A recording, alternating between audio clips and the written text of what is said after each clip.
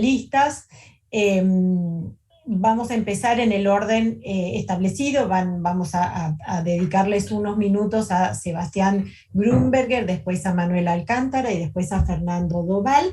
Y abriremos luego a la ronda de preguntas y de conversación a partir de los contenidos. Lo presento entonces a Sebastián Grunberger, representante de la Fundación Konrad Adenauer en Uruguay, director del programa regional Partidos Políticos y Democracia en América Latina, con sede en Montevideo, y autor de este número especial de El futuro de los partidos políticos. Sebastián. Muchas gracias, Adriana. Un muy cordial saludos a todos que están hoy escuchándonos. Para mí, como representante de la CAS, antes de entrar al tema, es una gran alegría poder apoyar a este espacio, el Congreso Uruguayo de Ciencias Políticas. Yo mismo soy un politólogo, estudié ciencias políticas con mucho entusiasmo y sobre todo me fijé ya desde el estudio en el tema de los partidos políticos, por lo cual eso me viene un poco como el anillo al dedo. Me siento en casa, me siento también en la disciplina, me siento en casa, y todos los que me conocen, saben lo que me sigue importando, también el aporte desde la ciencia política, porque muchas veces se nos olvida de que la política también es ciencia, que la política también es academia y no solamente es el día a día. Y creo que sin lo primero, lo segundo no se puede realmente pensar y realmente hacerlo bien. Obviamente el tema de los partidos políticos es el tema principal de la politología, todo lo que tiene que ver con los sistemas políticos, porque obviamente son los sistemas políticos quienes sostienen a todo tipo de sociedad, a todo tipo de orden político-social. Y los partidos políticos, creemos nosotros, de que son absolutamente necesarios por la democracia. Es muy interesante cuando uno ve... hay dos verdades, en mi opinión, sobre partidos políticos que parecen de alguna forma contradecirse.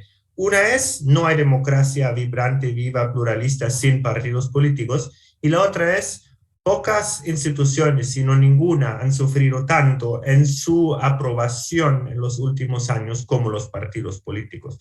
Según el Latino Barómetro del 2018, que fue el único que salió, entiendo que va a haber nuevas cifras muy pronto, en algunos vamos a colaborar nosotros también. Solo 13% apoyan tienen confianza en los partidos políticos en Latinoamérica. Una cifra no solamente muy baja, sino una cifra que es más baja a las respectivas cifras para, por ejemplo, el Parlamento, las Cortes Electorales, el presidente, más o menos en la mitad de las cifras de ellos. Y eso llama la atención. ¿Por qué son los partidos tan venido a menos en la opinión pública que otras instituciones que también tienen ya una aprobación por sí baja?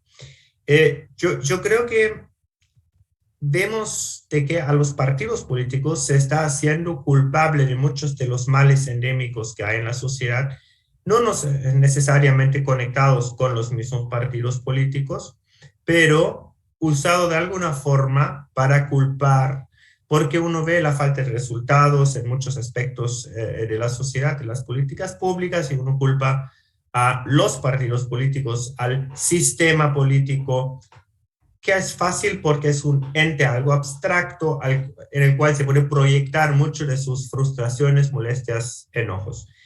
Vemos de que, por ejemplo, en las protestas sociales, de las cuales vamos a hablar un poco más el viernes en otra mesa a la cual están muy invitadas, que también está apoyada por nuestra fundación y organizada por nuestra fundación, de que muchas de las demandas de los ciudadanos no se han podido canalizar vía los partidos políticos, o no se han canalizado vía los partidos políticos, sino les han bypassado de alguna forma directamente yendo a la calle, llegando a situación de mucho peligro y de mucha violencia social. El caso más ejemplar, por ejemplo, obviamente es Chile, pero ustedes conocen los otros casos donde en los últimos 2 años hemos vivido revueltas sociales que francamente no habíamos creído de que iban a estar tan rápido, tan virulento en varios países de la región. Hemos visto, por ende, qué pasa cuando los partidos políticos no logran cumplir con su función de entender y trasladar demandas desde la sociedad hacia el espacio político, buscando y entregando respuestas a ellos.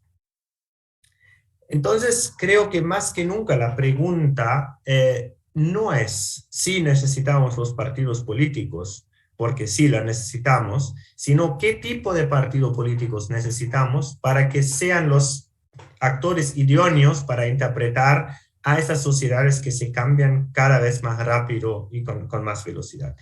Eso en el fondo es la principal pregunta que hemos puesto en esa edición, que me lo pongo otra vez aquí frente a mi cabeza para que la ven. El futuro de los partidos políticos, seguramente Ángel Arellano va a compartir el link con ustedes. Y hemos preguntado a 10 personas de escribir textos sobre distintos temas. En el corazón de ellos, una persona que de alguna forma ha estudiado partidos políticos por mucho tiempo, la entrevista con el profesor Alcántara, en áreas donde sentimos que los partidos tienen que pensar. Por ejemplo, digitalización, eso es uno de estos temas. Y hemos creado este concepto de la idea de partidos conectados. Se dice mucho de que los partidos les falta conexión con las sociedades, les falta conexión con los nuevos rostros, con las nuevas maneras de comunicar, con el presente, con el futuro, con los temas reales, con lo que sea. Pero muchas veces se dice los políticos o los partidos están desconectados. Por lo cual la pregunta debe ser, ¿cómo creemos nosotros, cómo podemos crear nosotros partidos conectados?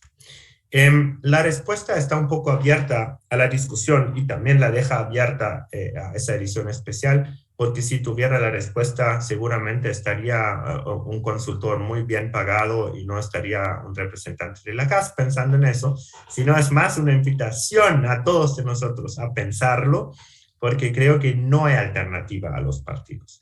Igual voy a mencionar 3 puntos breves que mencioné en un artículo, un editorial que escribí en algunos países de la región hace unos pocos días. El primer tema es el ámbito programático. Eso suena a plazo común, pero los partidos tienen que hablar de lo mismo, de lo que preocupa a la sociedad. Ese es un primer muy, muy obvio punto de conexión. Cuando la gente, por ejemplo, tiene miedo porque cuando los niños van al colegio, el partido no, y se quejan de que la situación de la seguridad ha empeorado en muchas partes de América Latina, y después el político llega con una estadística según la cual en la región de tal, los crímenes han bajado tales y tales. Claramente hay una desconexión. La gente quiere que los políticos hablen de lo mismo de que a ellos les preocupa. Ese es el plan programático más básico. El segundo tema es el tema de la comunicación. Los patrones, y Adriana es la que mejor lo sabe como comunicadora que es, de la sociedad cambian muy rápido. La manera como interactuamos, de qué manera, en qué lenguaje, y también ahora con las nuevas tecnologías en el lugar en el cual estamos interactuando, ¿no? Ahora ya la gente está interactuando en Twitch y TikTok, mientras que yo sigo en Facebook y ya el Instagram me cuesta teniendo 41 años, ¿no? Es decir, el político tiene que comunicar con la gente de la manera como ellos lo entienden y del mismo lenguaje que ellos usan, y a la vez a dónde estos están. O sea, tengo que ir, si quiero llegar al votante, si quiero llegar a la persona, a esos mismos espacios. Eso me parece fundamental, y siento que muchas veces los partidos políticos no han entendido esto, porque por mucho que hay muchos consultores electorales, he visto muchos muy, muy profesionales, la comunicación de los partidos entre elecciones muchas veces es muy deficiente.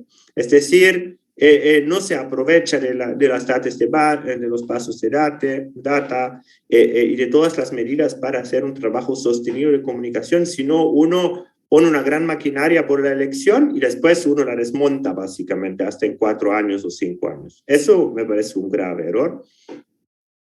Y el tercer punto es, creo que los partidos se deben parecer a la sociedad que se representan.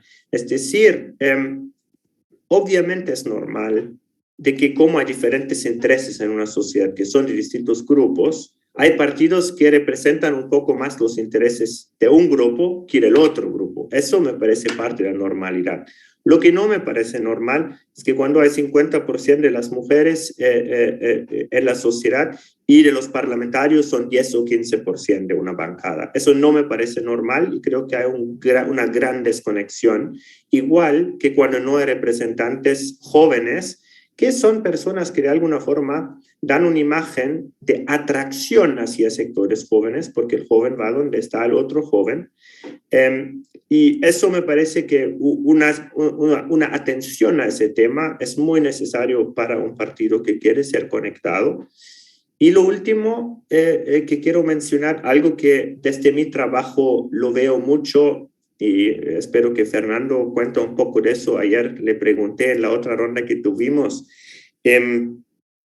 es que hay partidos que tienen estructuras internas extremadamente complicadas, donde necesitas una armada de juristas para entender qué secretaría se entrega a quién y de dónde, tienen procesos eleccionarios muy complicados, patrones a veces cerrados, que uno no sabe cómo afiliarse. Es decir, no son estructuras que invitan a la participación, el entrar en los espacios que no son bienvenidos. Y después, o sea, yo lo he visto en más que un país, de que se pelean en los mismos partidos, de que las elecciones internas no han sido según las reglas internas, tienen una armada de abogados, tienen juicios internos uno contra el otro.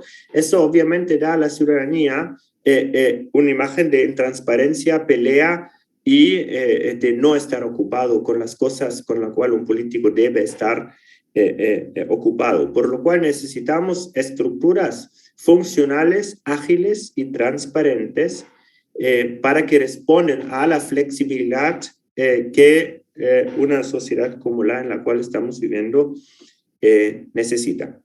Yo lo quiero dejar aquí, podría decir mucho más, tenemos un poco de discusión y quiero invitarles a todos a ayudarnos a pensar en el futuro de los partidos políticos, no solo en esta ronda, sino durante los próximos años, porque creo que solo rescatando los partidos vamos a tener democracias sólidas, especialmente pensando que cada vez hay más influencia de actores externos, como es, por ejemplo, China, que obviamente cuestiona nuestro modo de convivencia democrática libre, tildándole de menos eficiente en la solución de ciertos problemas. Y ahí tenemos que dar una respuesta. Y la respuesta, evidentemente, solo puede ser desde la libertad y la democracia, fortaleciendo a nuestros partidos desde dentro. Y nosotros, como Programa Regional Partidos Políticos y Democracia en América Latina, queremos ser una plataforma para justamente eso. Muchas gracias. Bueno, muchísimas gracias, Sebastián. Le vamos a dar ahora la palabra a Manuel Alcántara, politólogo, catedrático de la Universidad de Salamanca. Ya nos estaba deleitando con su reflexión de los consultores como uno de los temas a entender esta situación de los partidos políticos. Así que, por favor, profesor. Bueno, muchísimas gracias, Adriana. Y lo primero también decir que me siento muy contento en estar participando, aunque sea de esta manera, en el Congreso Uruguayo de Ciencia Política. Creo que, si me parece no recuerdo mal, el último congreso que estuve en Montevideo fue el Congreso de la Asociación Latinoamericana de Ciencia Política, el último que hubo, ¿no?, que se celebró en Montevideo. Y también muchísimas gracias a Diálogo Político, a la Fundación Konrad Adenauer, por haber liderado este ejemplar, ¿no?, de que ahora vemos la luz con distintas intervenciones. Como he señalado en la entrevista que de alguna manera guía el curso de esta intervención, contrario a lo que me ha gustado siempre, no estoy hablando sobre la base de datos o de un material empírico producto de alguna investigación reciente, personal o del equipo de la Universidad de Salamanca. Estoy sobre todo reflexionando al calor de una serie de preocupaciones que he venido teniendo, por lo menos yo diría que en los últimos 3 años, en torno a la democracia en América Latina, ¿no? Entonces, mis 15, 20 minutos son sobre todo bastante conceptuales, diría, y tienen una faceta muy especulativa, ¿no? Entonces, en ese sentido, pido desde ya perdón a mis colegas más duros y más que se mueven más en el ámbito de una ciencia política más empírica, porque no voy a presentar ningún dato, no voy a presentar ninguna tabla, no voy a presentar ni siquiera ninguna, ya no digamos ningún ejercicio mínimo de estadística, ni descriptiva, ni correlaciones, ni nada por el estilo. Parto de 2 ideas principales. Una la ha señalado y la ha expresado Sebastián muy claramente, ¿no? Bueno, los partidos se mueven en la sociedad en la que están, ¿no? Entonces, en ese sentido, ser partido político en Uruguay tiene unas connotaciones absolutamente distintas de ser partido político en Costa Rica o en Panamá. Y pongo 3 países de un tamaño demográfico parecido, ¿no? Similar, ¿no? O sea que no estoy comparando Brasil con Paraguay, ¿no? Donde bueno, hay elementos demográficos y económicos que para muchos hacen muy complicada la comparación. Pero ya digo, hay un entorno social, hay un entorno económico que afecta dramáticamente a los partidos políticos. Los partidos políticos siempre han vivido y han sido, se ha dicho siempre, correas de transmisión entre la sociedad organizada de una manera o de otra, con unos valores o con otros, y a lo que podemos denominar el régimen político, es decir, las grandes instituciones que configuran la política. Instituciones desde una perspectiva muy formal, los poderes del Estado, etcétera, pero también instituciones informales, el clientelismo, el amiguismo, etcétera, etcétera, ¿no? Entonces, teniendo esta idea muy en cuenta, y a propósito de lo que decía Sebastián, de en qué medida los partidos representan las opiniones o los sentimientos o los problemas de las personas y demás, de la gente, bueno, hay una primera obviedad, y es que la sociedad ha cambiado dramáticamente, muy dramáticamente, en los últimos, pondré en el último cuarto del siglo, ¿no? Al amparo de una revolución que es la que conocemos hoy con el nombre de revolución digital. Y esto que se ha agudizado más en los últimos 18 meses como consecuencia de la pandemia. Una prueba de ello es lo que estamos haciendo ahora mismo, este ejercicio que estamos haciendo ahora mismo, bueno, conlleva una serie de elementos que inciden muy dramáticamente en 2 ámbitos en los que los partidos políticos habían sido magistrales, ¿no? Habían desempeñado papeles muy relevantes. El primero tiene que ver con la idea de intermediación, que me he referido anteriormente. Bueno, sabemos lo que ha pasado en nuestra sociedad con todos los empleos, con todos los trabajos que han tenido que ver con la intermediación. Han desaparecido o se han reconfigurado totalmente. Bueno, la función del partido político, de esa intermediación de lo que un determinado grupo social o un determinado colectivo sufría y reclamaba al poder, esa función de intermediación, de canalización de esas demandas, bueno, pues hoy está subvertida por muchísimos otros instrumentos, ¿no? Y la segunda idea es que algo que ha venido a sentarse, yo no sé si desgraciadamente en mi opinión, pero para siempre, es lo que Zygmunt Bauman nos refirió hace exactamente 20 años cuando desarrolló el concepto de sociedad líquida. Y utilizó el término líquido para, sobre todo, poner de relieve el proceso que se había vivido en una sociedad de consumo que había empezado después de la posguerra mundial, que había empezado en los años 50 y que había llegado a su paroxismo en la década de los 80, y que esta sociedad de consumo traía una potenciación del individualismo de manera feroz. Y que esta potenciación del individualismo de manera feroz se veía perfectamente reflejada en el ámbito de la economía sobre el eje del neoliberalismo. Y en ese sentido se cabía decir, añado, que el neoliberalismo había triunfado. Y no estoy hablando desde una perspectiva económica, estrictamente económica, es decir, como gran paradigma de movilizar las fuerzas económicas en un determinado posicionamiento. No, me estoy refiriendo al neoliberalismo como patrón cultural, en el que había una clara apuesta por un individualismo, con un individualismo, diría, egoísta, a ultranza, y que este individualismo, este egotismo, se movía a través de una lógica muy perversa, que era la lógica de la competencia, ¿no? Y de el sálvese quien pueda, y de lo que venía a suponer el que el otro no era mi colega, sino es alguien con quien compito. Que es algo que va directamente en contra de la lógica del partido político, que viene a ser, sobre todo y fundamentalmente, una comunidad de individuos.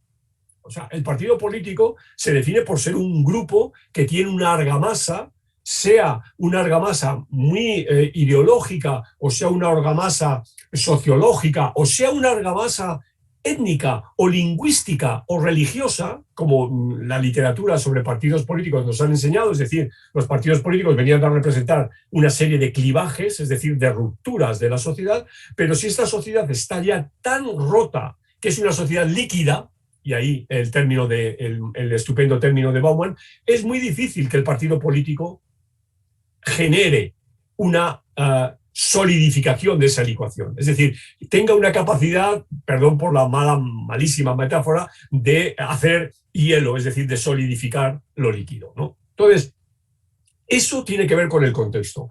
Y si vamos a plantearnos, ahora no tanto como politólogos, sino como personas que estamos comprometidas con el futuro de nuestra sociedad, de la humanidad, etcétera, un futuro, tenemos que partir de esa base. O sea, tenemos que partir y ser conscientes de lo que supone las nuevas tecnologías, de lo que supone la digitalización, de lo que supone la capacidad de estar conectados permanentemente urbi et orbi, y lo que supone la capacidad de que otros puedan tener millones, cientos de millones de datos como nunca se pudo pensar, y que estos millones de datos pueden ser interpretados, pueden ser analizados a través de procesos de inteligencia artificial, como ya todos sabemos, pero prácticamente hace 5 años nadie hablábamos de esto.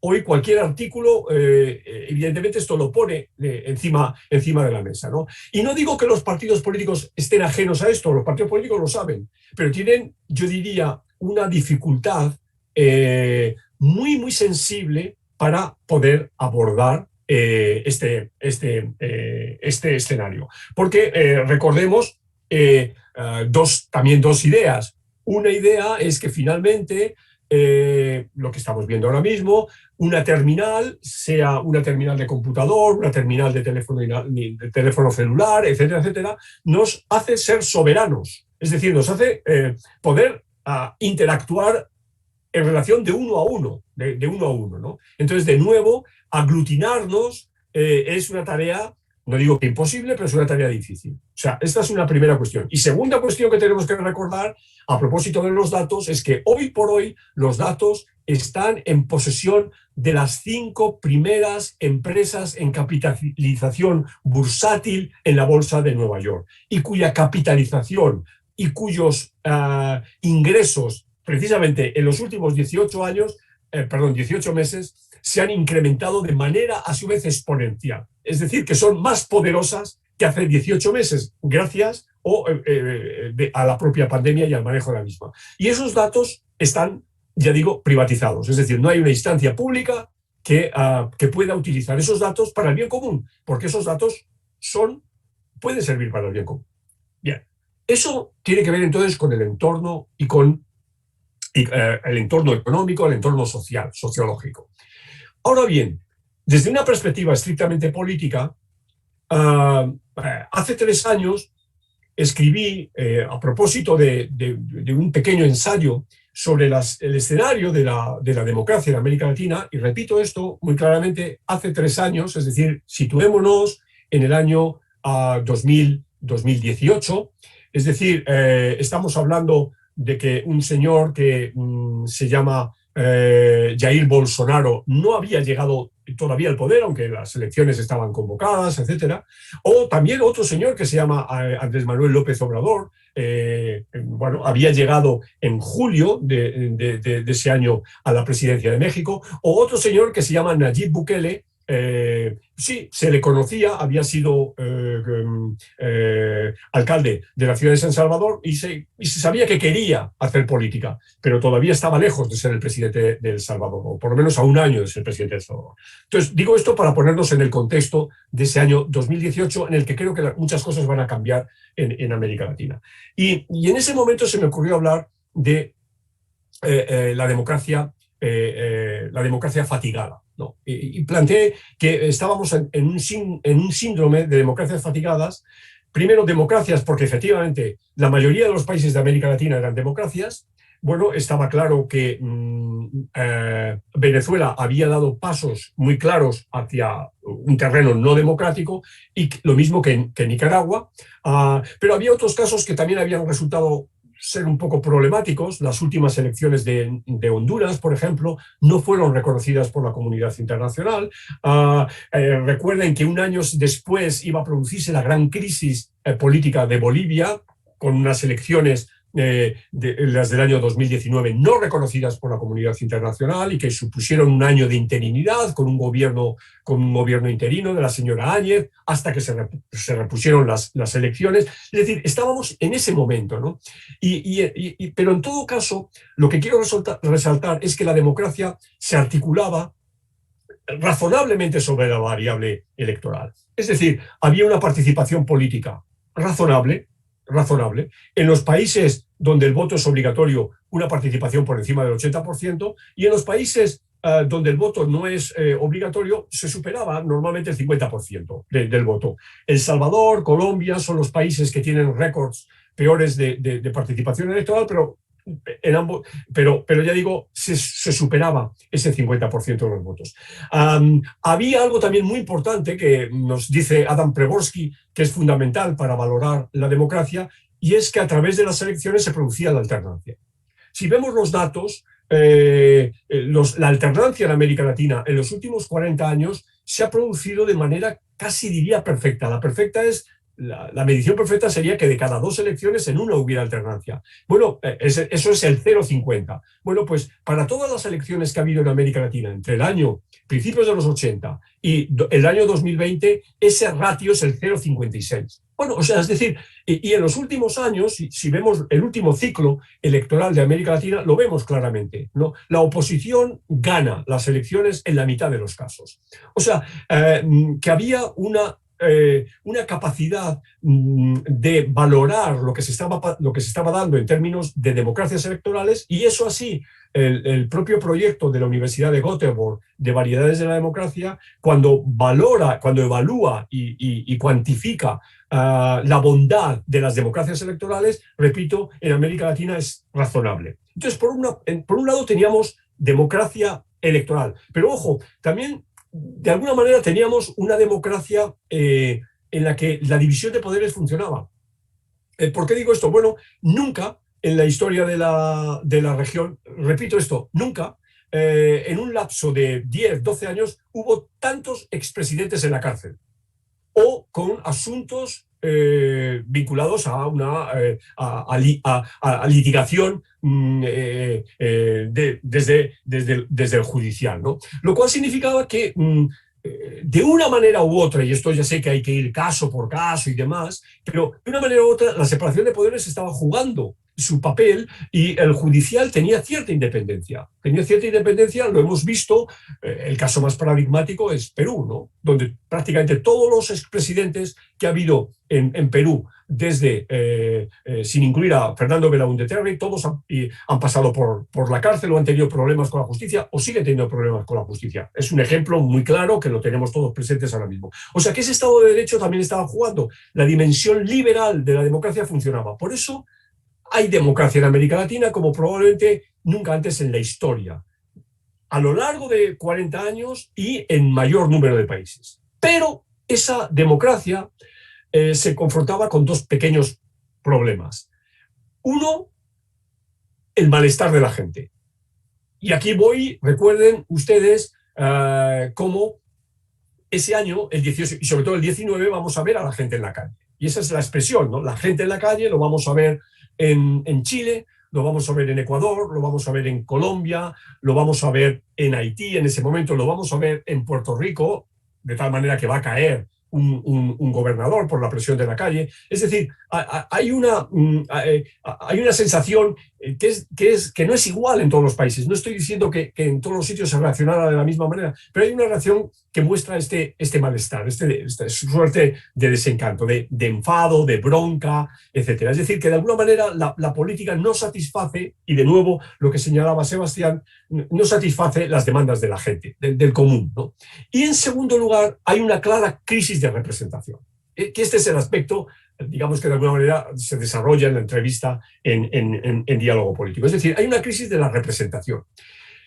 Una crisis de la representación, y claro, cuando hablamos de representación tenemos que hablar de partidos políticos. Ya sé que no es solo la representación, no son los partidos políticos, pero los partidos políticos son el eje en el que sobre todo se articulan los procesos representativos. Si los partidos políticos son algo, son entes representativos, ¿no?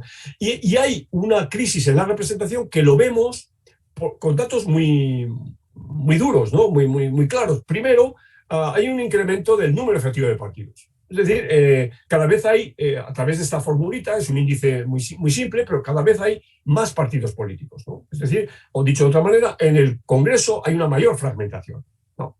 En segundo lugar, hay una lejanía de la figura principal en el ámbito, ya estoy refiriéndome a América Latina, como es en la presidencia de la República, de los partidos políticos. Les he puesto estos tres casos, que no son por azar, pero son de tres presidentes importantes que razonablemente tienen un porcentaje de aceptación popular mayor que los otros presidentes de los países vecinos, que ninguno de ellos tiene partido político. O si tiene un partido político es a imagen y semejanza, es decir, Morena, en el caso de Andrés Manuel López Obrador, es un partido marioneta, o directamente partidos políticos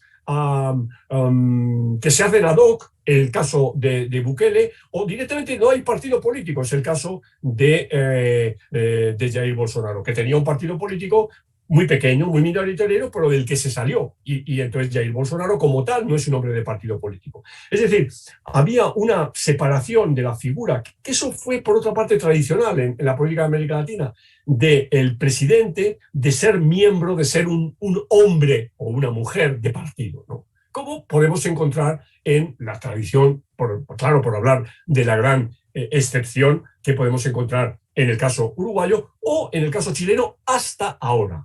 Repito esto y subrayo esto, hasta ahora, porque veremos lo que pueda pasar en las elecciones y la persona que resulte vencedora en las elecciones chilenas de final de año. Entonces, es decir, es otro dato duro. Otro dato duro era la volatilidad, es decir, la gente cambiaba. En una relación de oferta y demanda, la gente cambiaba de partido político. Es decir, no se mantenía en el partido político que habían votado 4 o 5 años antes. Y el último dato duro era el de la identificación. Es decir, la gente dejaba de identificarse con los partidos políticos. La identificación es un medidor bruto, es un medidor que ya dos autores europeos, un norteamericano y un europeo, Katz y Mayer, habían medido para el caso de los partidos europeos. En América Latina normalmente había sido baja, pero en los últimos años es todavía más baja. La gente no se identifica con los partidos políticos y quien se identifica con los partidos políticos cambia, es decir, se desidentifica muy fácilmente. Entonces, estos cuatro datos avalaban entonces claramente esta idea de que había la crisis de representación también podía entenderse por el lado de la oferta que suponen los partidos políticos. Entonces uno debía mirar directamente a unos partidos políticos, y esto ya, con esto ya voy terminando, ya ahora mismo llevo los 20 minutos que hablamos, con el escenario social del que he descrito anteriormente. Es decir, partidos políticos que de pronto se habían dado cuenta que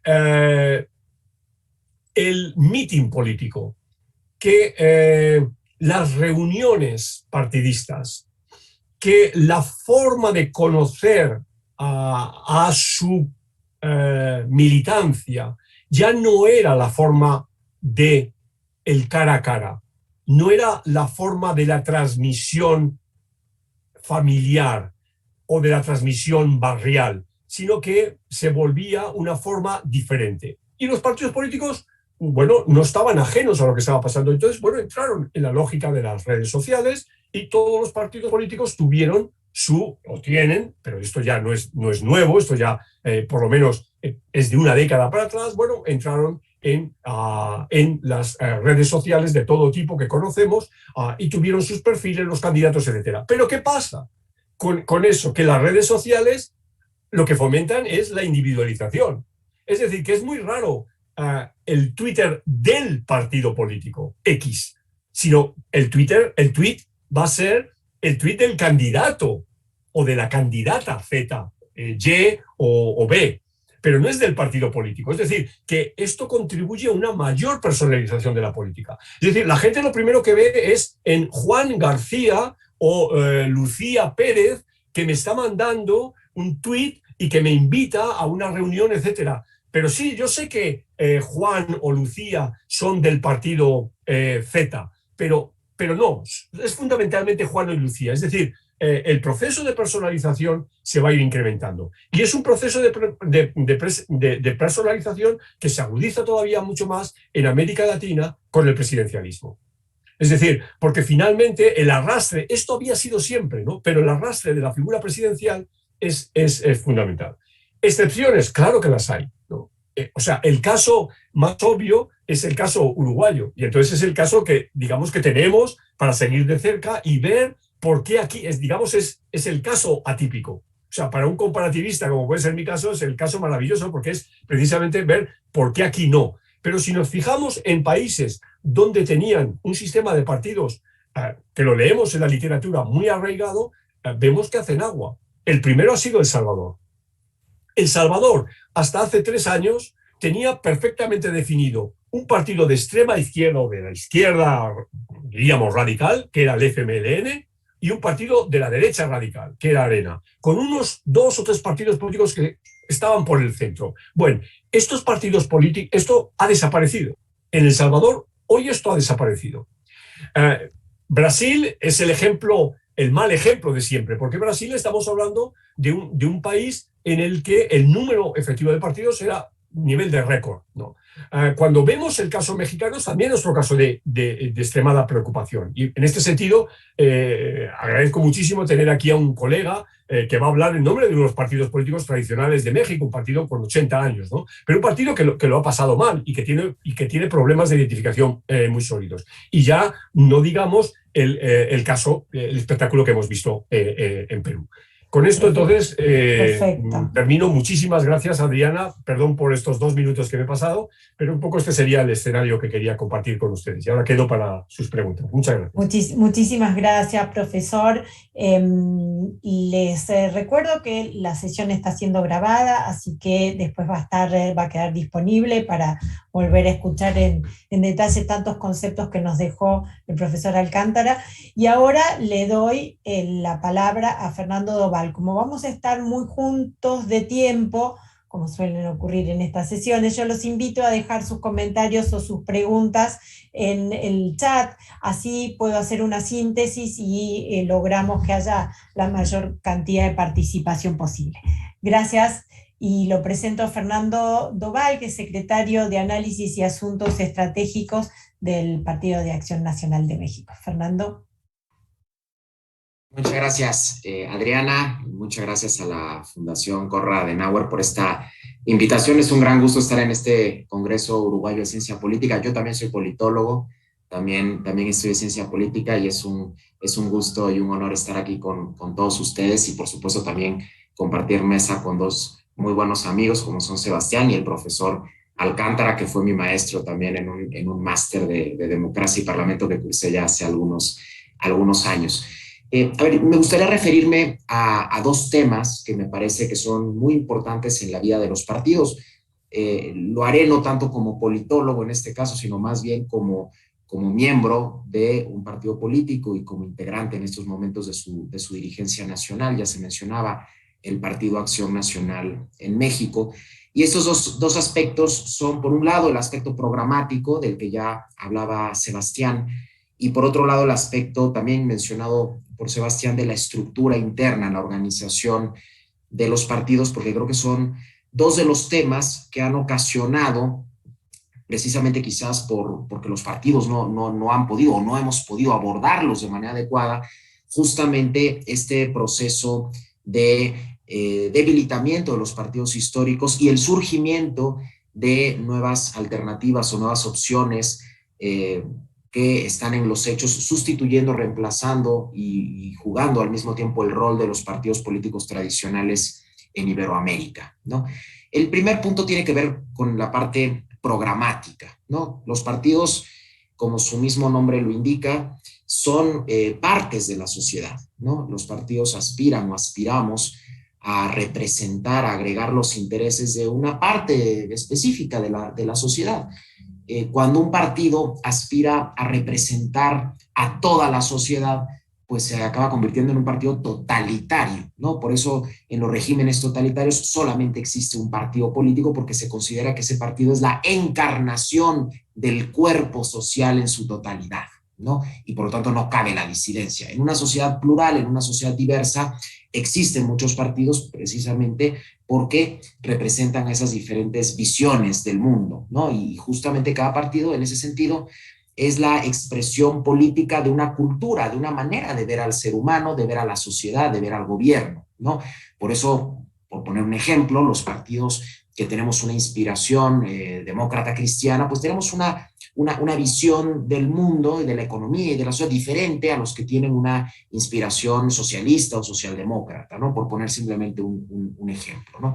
Entonces, en ese sentido, la parte programática juega un papel muy importante, porque a partir de unos principios doctrinales, ideológicos, los partidos tenemos que dar respuestas a una sociedad cada vez más plural.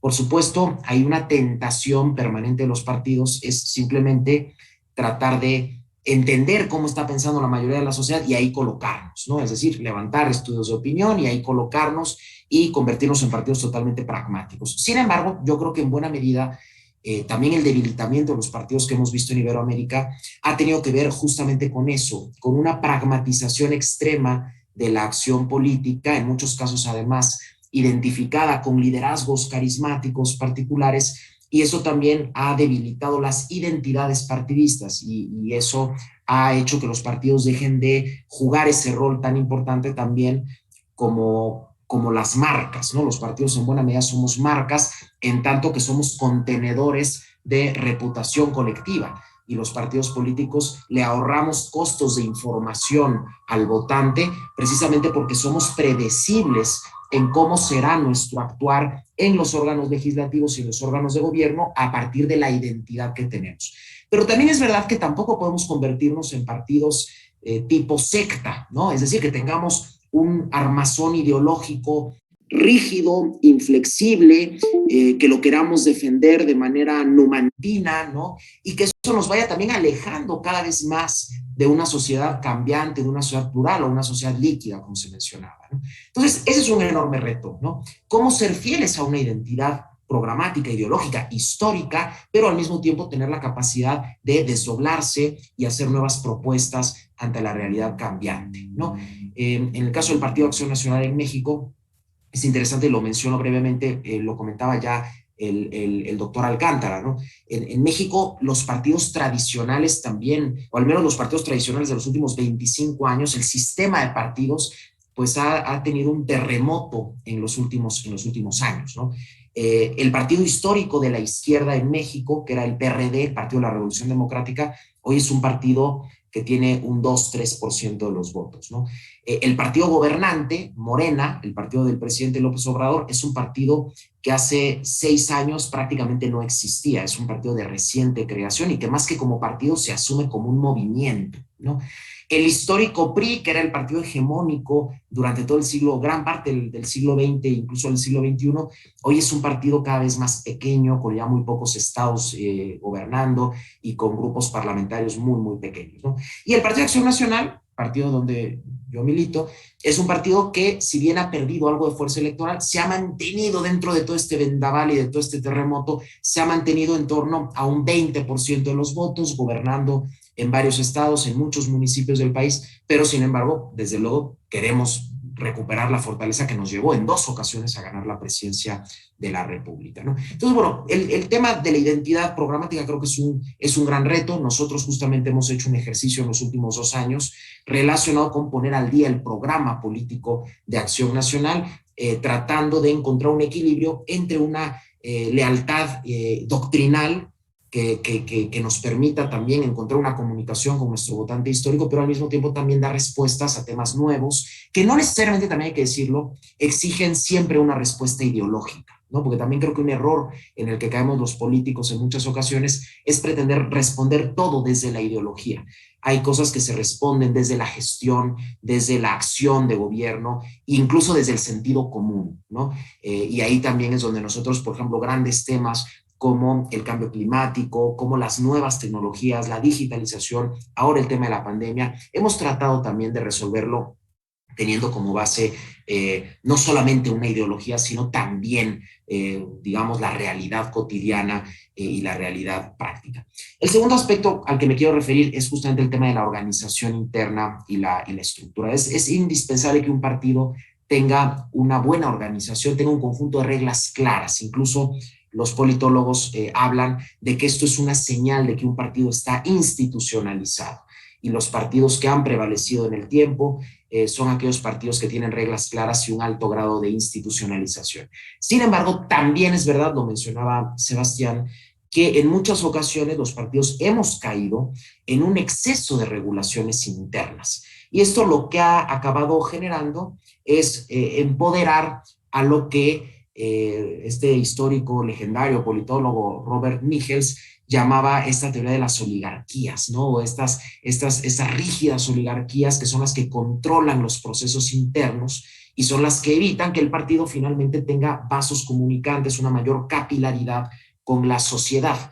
Eso también, al menos yo lo puedo ver en el caso del PAN, pero creo que es algo extrapolable a prácticamente cualquier partido de Iberoamérica o incluso el mundo occidental, ha ocurrido.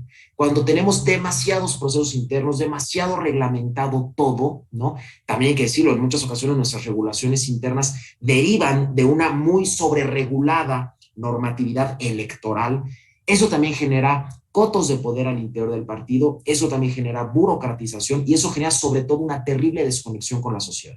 Y lo que acaba ocasionando más bien es que el incentivo de los líderes y militantes del partido sea trabajar adentro del partido y no tanto trabajar afuera del partido. Entonces yo creo que esto también se debe de buscar un equilibrio que no necesariamente es fácil de conseguir, entre tener regulaciones claras, pero al mismo tiempo también tener una flexibilidad para que los partidos puedan dar respuestas inmediatas a estas sociedades tan cambiantes, ¿no? Y a estos procesos que estamos viviendo en la actualidad y que están pues transformando completamente la vida política en Iberoamérica, ¿no? Entonces es otro enorme reto de los partidos y en muchas ocasiones, y con esto voy concluyendo, esta organización interna o esta sobreregulación también tiene que ver mucho con el sistema electoral que existe, ¿no?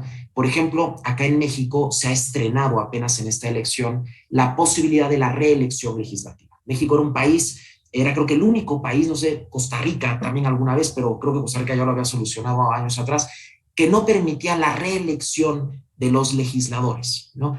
Y esto evidentemente empoderaba a las élites partidistas, que eran las que decidían el destino de sus propios cargos electos. Al permitir la reelección legislativa, también esto permite empoderar al legislador, pero sobre todo, y esa es la intención, vincular más al partido con la ciudadanía para que entonces la permanencia del legislador en el cargo ya no dependa de un líder partidista, sino que dependa de una posibilidad de competitividad electoral de ese mismo legislador. En fin, creo que son dos temas que era importante, me parecían muy importantes comentar. Concluir diciendo que en efecto, como ya se ha mencionado, como se menciona en este gran volumen de diálogo político, es impensable una democracia sin partidos. Por momentos, lo vemos en México, me imagino que pasa en todos lados, pareciera políticamente correcto criticar y criticar y criticar a los partidos y a los dirigentes y a los legisladores que si ganan mucho, que si no representan a la sociedad. Y desde luego hay muchas de esas cosas que pueden ser ciertas y que hay que corregir. Pero cualquier alternativa a los partidos políticos, lo que la historia nos ha demostrado es que acaban siendo regímenes autoritarios de un solo hombre o de un solo partido. Y eso creo que es algo hacia donde nadie nos queremos dirigir. Yo aquí dejaré mi primera intervención. Muchas gracias. Bueno, muchísimas gracias. Bueno, lamentablemente la hora se nos voló, pero les voy a robar unos minutos para tratar de sintetizar un poco las preguntas que nos hicieron Chantal, Romina Rado, Rufino López, Cecilia Napoli, que han dejado sus comentarios. Creo que hemos tenido un panorama en donde Sebastián Grunberger nos planteó el diagnóstico reciente que pueden leer en el número de Diálogo Político. El profesor Alcántara expandió ese diagnóstico a una reflexión que hace a la base de la problemática de los partidos a nivel global, más allá de Latinoamérica, y Fernando Doval nos vuelve a traer a la realidad y nos plantea, estos son los desafíos concretos que tiene un partido que de alguna manera también aplica a todos. En las preguntas aparecieron dos conceptos: polarización como uno de los otros de los problemas y quizás una de las razones de desgaste del crédito, de la confiabilidad de los partidos políticos, y probidad, que yo lo pensaba, no lo dice el colega que hizo la pregunta, ¿no? Planteaba la necesidad de pedirle probidad a los candidatos, si la probidad no deja de ser también una característica de la individualización, ¿no? de esta lógica de creer en la persona y no creer en la institución. Así que les dejo esas inquietudes. Lamentablemente, preguntaba alguien por los partidos de Panamá, no vamos a tener tiempo de meternos en esa precisión, pero bueno, si alguien puede dar el ejemplo. Los invito entonces a los tres expositores a hacer una síntesis y una reflexión final a partir de esto, así también cumplimos en el tiempo previsto para la sesión. ¿Empiezo yo? Sí, así repetimos el orden. Claro. Yo encontré muy interesante, ilustrativo a los dos ponentes que me seguían. Profesor Alcántara, yo creo que esa idea del neoliberalismo cultural es muy interesante. Yo no lo había puesto en esas palabras, pero esa individualización cultural que hay, de que el individuo se define mucho más como individuo y mucho menos en comunidad o en grupo, ¿no? En ámbito, lleva a que hay una política a carta. No se trata de encontrar un grupo que más o menos va en la misma dirección que yo, sino en el cual puedo contribuir, sino alguien que 100% está a donde quiero que vaya eso. Y después, eso obviamente a través de las redes lleva a que yo me interese solamente como consumidor político por un tema que a mí, por ejemplo, me interesa mucho, por eso los nuevos movimientos sociales. Yo, ser humano, me intereso por tal tema que es lo único que me interesa y mido a todos los candidatos, a todos los partidos, solo en un tema. Por eso me pongo tan radical en este mismo tema de que existen buenos y malos, los buenos que están de acuerdo conmigo y los malos no, el resto no me importa. Y eso lleva obviamente a una polarización, y con eso estamos en la palabra, en la sociedad tremenda. Yo lo veo mucho en el tema del cambio climático ahora en Alemania, de que solo pueden haber medidas más estrictas, más fuertes, y no se discute de que también las medidas contra el cambio climático, con las cuales estoy todo eso muy de acuerdo, necesitan un proceso parlamentario, necesitan un proceso político, una sociedad, una discusión de la sociedad. Uno no llega de noche a mañana a decir, pues salimos de todas las energías fósiles. No es tan fácil. Hay muchas cosas que están conectados con esto que uno tiene que pensar. Uno puede, y ahí está con Fernando con el tema ideológico, uno marca la pauta. Queremos llegar, por ejemplo, a ser neutro en CO2 hasta tal año. Eso es la pauta política. Pero después, en el poco a poco, uno tiene que hacer compromisos, tiene que discutir y todo eso. Y la gente muy radicalizada no ve esta segunda cosa, es decir, la incapacidad de llegar a acuerdos hacen que uno se radicaliza mucho en su pequeño tema.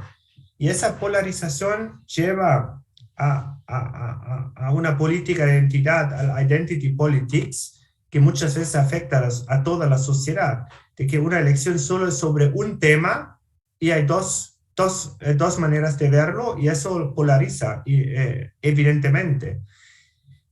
Y como solo hay personas y no partidos, como bien se ha dicho, obviamente es más fácil polarizar entre dos personas que entre partidos que tienen diferencias.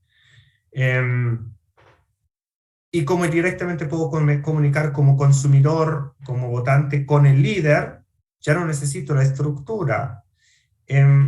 Y por lo cual, eso es como un círculo donde uno aporta al otro, ¿no? La individualización aporta a eso del one issue, el one issue aporta a la polarización, eso aporta a solo tener un candidato, y eso otra vez retroalimenta a la rueda.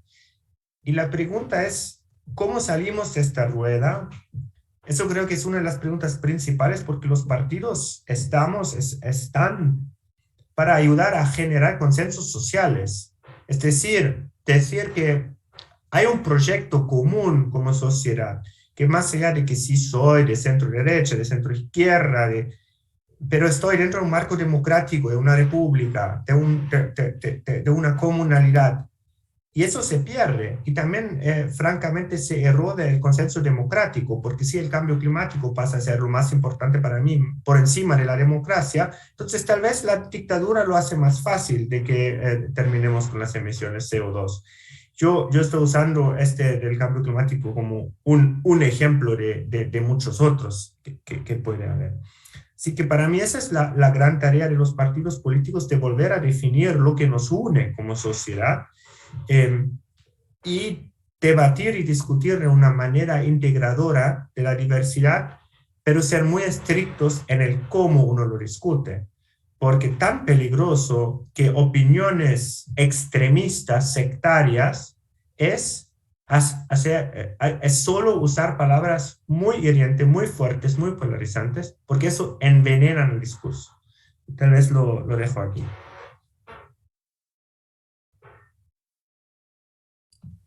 Muy bien. Muchísimas gracias, el profesor, sí. Sí, yo tomo rápidamente dos preguntas de Romina Rado y de Rosario Varela. Romina, vamos a ver, la polarización ideológica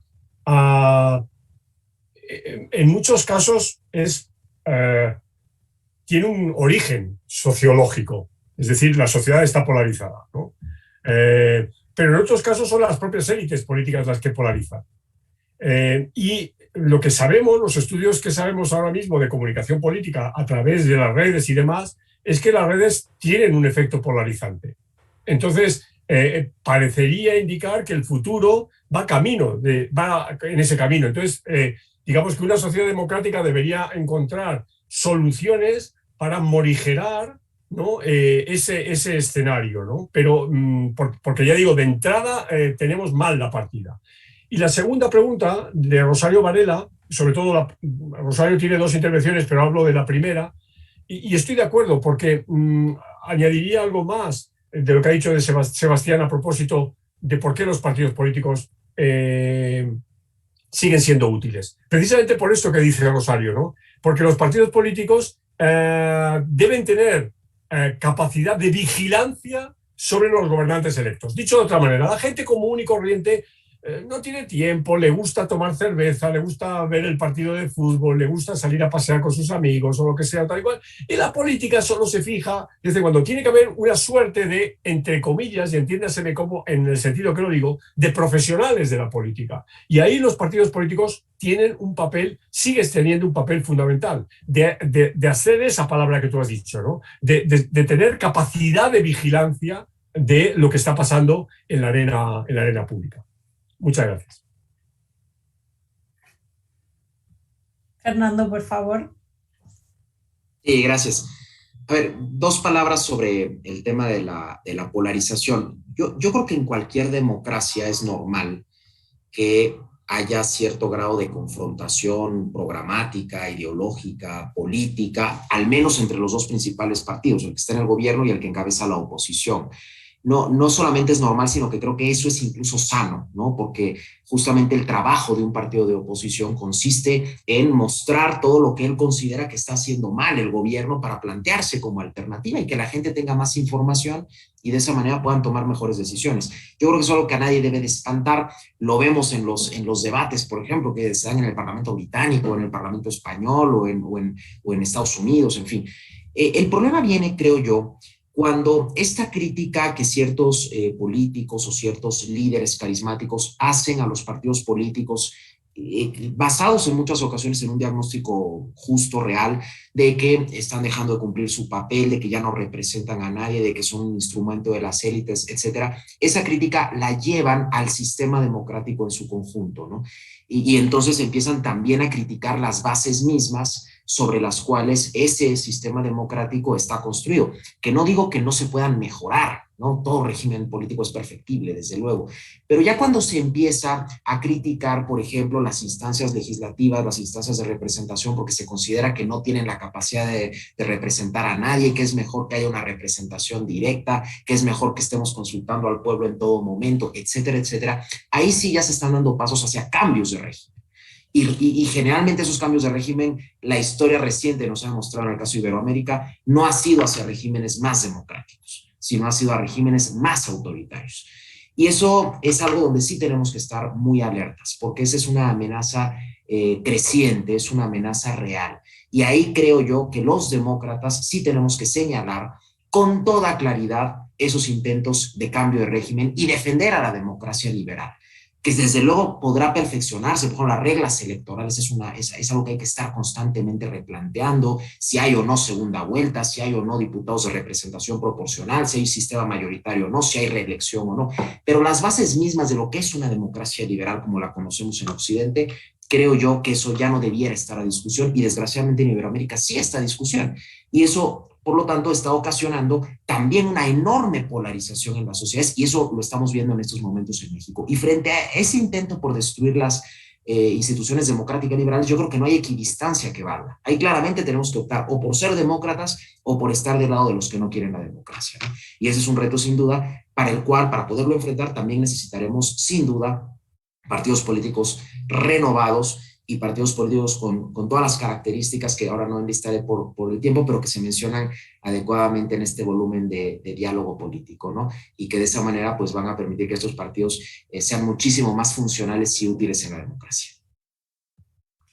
Muchísimas gracias. Y tomando los últimos 5 minutos, hay un tema que aparece recurrentemente en el número de diálogo político y que quizás en nuestra conversación no fue tan tratado en extenso, que es el de la juventud, ¿no? Considerando que Latinoamérica es un continente joven, la mitad de la población de Latinoamérica tiene menos de 31 años, y eso también genera otros desafíos en cuanto a las conexiones, al uso de lo digital, a los valores, creo que lo que mencionaba recién Fernando, de esta imposibilidad de separar el desprestigio de un partido y el desprestigio de la democracia, también tiene que ver con jóvenes que no conocen muchas de las de las luchas por la democracia que hemos vivido los que tenemos un poco más de años.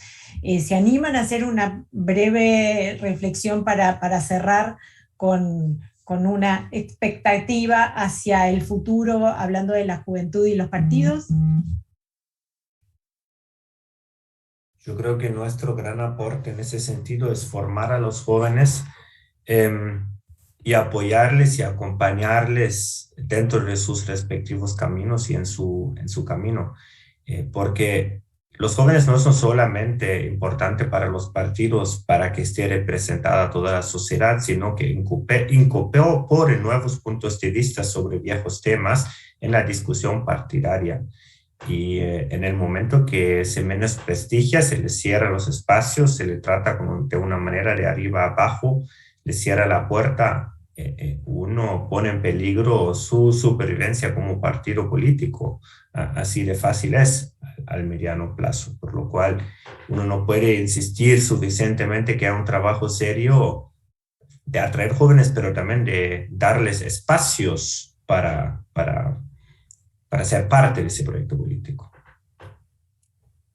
Bueno, yo estoy muy de acuerdo y además soy consciente por mi tarea docente y por el hecho de tener estudiantes de 20, 21 años, que es otra cosa, ¿no? Y bueno, tienen ya una formación, tienen un bagaje y una capacidad de cómo interpretar las cosas totalmente diferente a lo que ha sido los últimos, pues, lo que conocía yo hasta ahora, ¿no? Entonces es un trabajo muy delicado y muy especial y que hay que aprender, hay que poner mucha atención.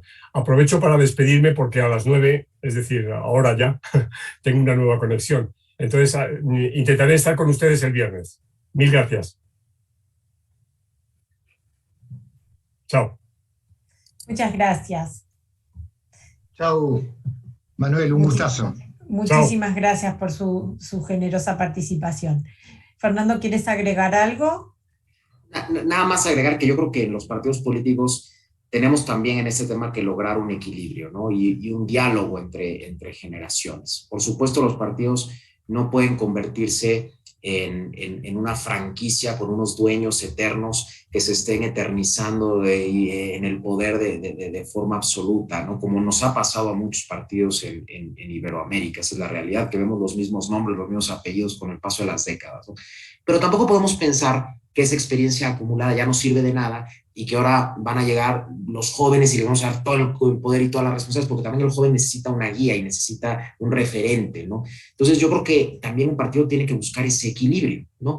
Y acá en el PAN le decimos un diálogo entre las generaciones, donde por un lado se aproveche la experiencia de los que nos han antecedido, pero también al joven no se le aviente al ruedo sin una guía adecuada, porque también no hacerlo de una buena forma, sin una buena tutoría, también puedes desgastar a un joven muy rápidamente, ¿no? Y a ese joven lo conviertes en viejo de manera muy acelerada, ¿no? Entonces, también creo que ahí tenemos que buscar ese equilibrio en los partidos. Bueno, muchísimas gracias también a los participantes que nos acompañaron así firmes a lo largo de toda la charla. Antes de despedirme, quiero recordarles que hay 2 sesiones más que ofrece la Konrad Adenauer. El jueves, mañana, el arte de hacer amigos, cómo el Partido Comunista Chino seduce a los partidos políticos de América Latina, a las 14:45, a esta misma hora de hoy, y el viernes, conflictividad social e institucionalidad democráticas en tiempos de COVID-19. En el chat pueden tener los datos de los participantes. Muchísimas gracias por haberme honrado como coordinadora de la mesa. Es un placer escuchar reflexiones y también es una tranquilidad saber que el continente está produciendo pensamientos sobre estos temas que nos surgen, que a veces yo como periodista estamos tanto en la coyuntura, que tranquiliza saber que hay gente que está pensando a largo plazo estos temas. Muchísimas gracias, Fernando Oval, muchísimas gracias, Sebastián Grunberger. Nos vemos entonces, esperamos encontrarlos mañana o el viernes a las 14:45. Muchas gracias.